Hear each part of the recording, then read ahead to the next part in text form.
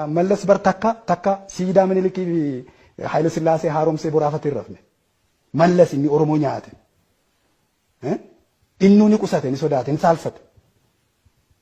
Bari rifeensa Teediroos, faashisti Teediroos diina ilmaan Oromoo, ilmaan Walloon tuffatanii, Oromoo tuffatanii, qabeenya Oromoo guddaatti baasanii biyya Ingilizii irraa fichisiisan. Oromoon haa diigamu inni jiru jedha isaan haaromsu. Oromoon dhaare Oromoo. Oromoon ammatti haa diigamu moo haa jiraatu jettee siidaa Minilik. Mee dhugaan itti hin sodaati. Dhiibbaan Oromoo irraa qaqqabsiisee irraatiin ani akka Oromootti siidaa sana arguun barbaadu. Akkas isaan immoo ni haaromsu. Kanaaf eenyummaan ilaalcha dhaloota qofaa miti. Gobanaa Daachee Oromoodha. Qusee Dinagdee Oromoodha. Jeneraal Abbabee Gammadaa fa'aa Oromoodha.